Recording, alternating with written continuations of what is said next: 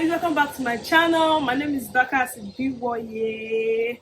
Welcome back to another interesting video. So in my last video I talked to you guys about we are applying to the UK through the Global Talent Visa and that we got rejected.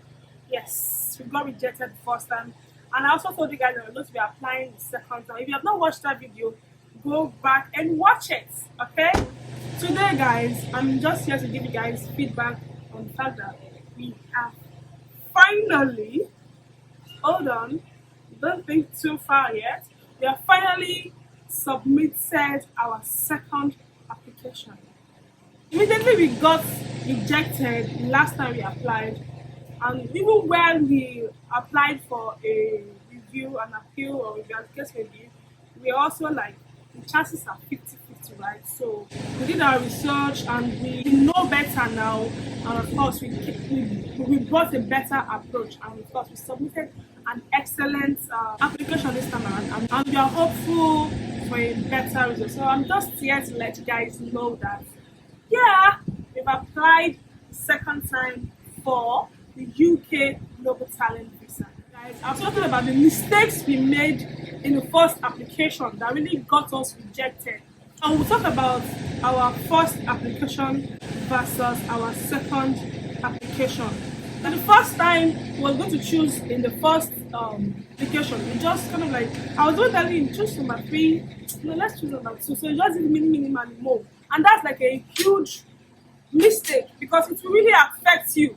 You can't do minimal. You have to be sure that this is the criteria I'm going to choose, and then be prepared to bring evidence to show the criteria you have chosen.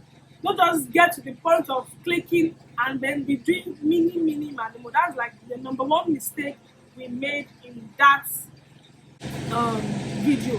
That is, when we got to the application stage was when we knew what he was going to choose, and of course the evidence he now puts for them were not strong enough. And the second thing was, so in your personal statement you must talk about yourself, like you as a person, not the company you built, either as a CEO or as a CTO, or maybe the company you are working with, either as a senior employee or a junior employee, and the case may be for the promise part, right? So you are in your personal statement, you are expected to talk about you as a person. Like, that felt like this application is for the company, not for you. Oh, the company did this, the company did that. Oh, the company got this. Oh, so who are you then?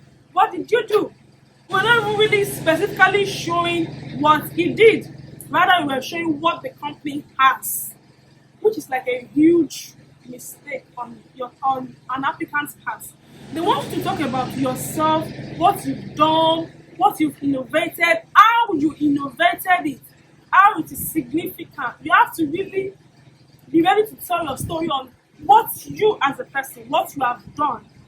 Do you understand? So in our first application, we're just talking about what his company has done, what his company is in the market, what the team that he's working with, how he's building the team, just little of what he has done, but more of what the company stands for. And that was like a huge mistake on our part, and thanks to United Nations feedback, they really tell you what you did wrong.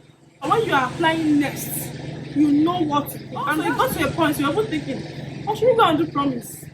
Like, will you go and do promise? I mean, what's the difference? Just 2 years. I mean, who cares, right? But then another mistake is if you feel because the expectation or the evidences that you need for the leading talents are too much. I mean, who cares? Let me just go and do promise. I mean, they will ask for lesser, evidences. Trust me, that's a huge mistake on your part. We also got to realize that, thankfully, we didn't make that mistake. So if you go and submit just because you want to have lesser evidence to put, because you don't want to be too stressed, because of course the leading talents, it requires a lot of evidence. It requires a lot of steps you have to get. You have to be this, you have to be innovative, you have to be a leader, you have to have so many things to you as a person, right? Just say, okay, because of that, let's go and go for promise, because promise is like, Okay, you just have some little things that you've done, of course, but you have a huge prospect ahead.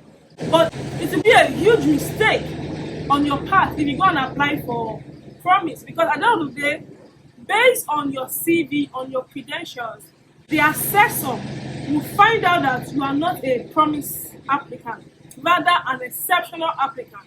And trust me, they're going to now see you and classify you under the leading talents.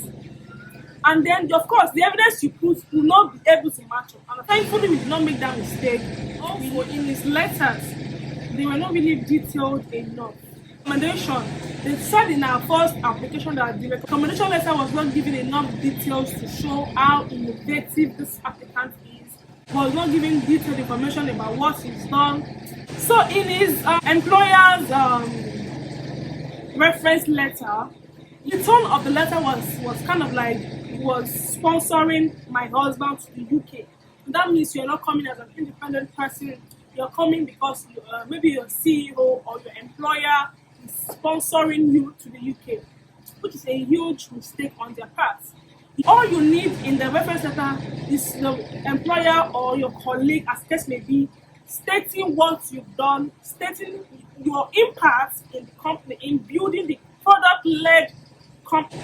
The second time when we are going to apply, the letter was now talking about his impact in the company, how he built the company, what he has done, how what he did has impacted or has grown the company to what it is today in the market.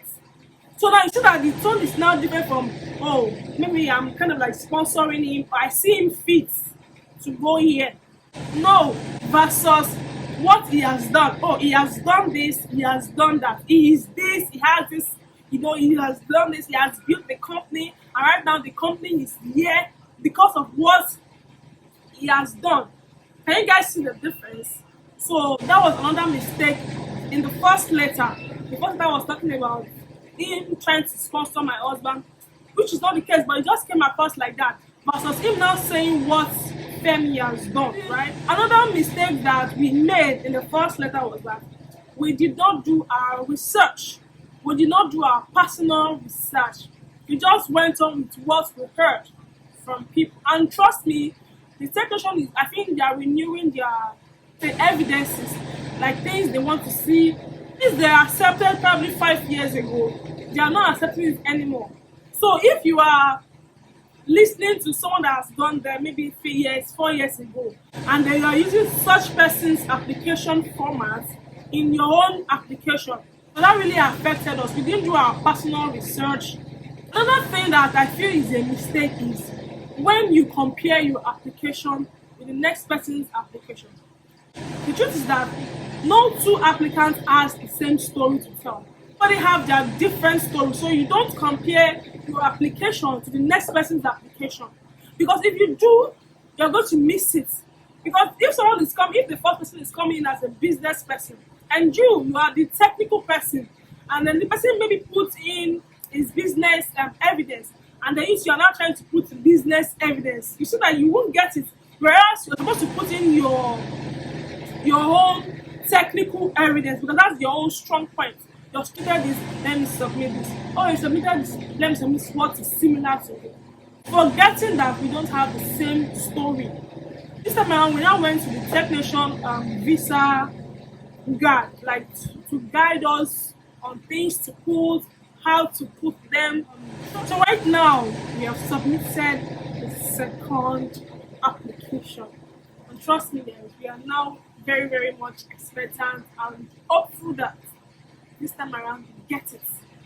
So I hope you enjoyed today's video. Please like, please share, please make a comment. Please subscribe, guys. Please subscribe. Subscription is free. You just click it like this, and that's all. And then you click the notification bell beside it, so you can get updated when I show next video. So I see you in the next video.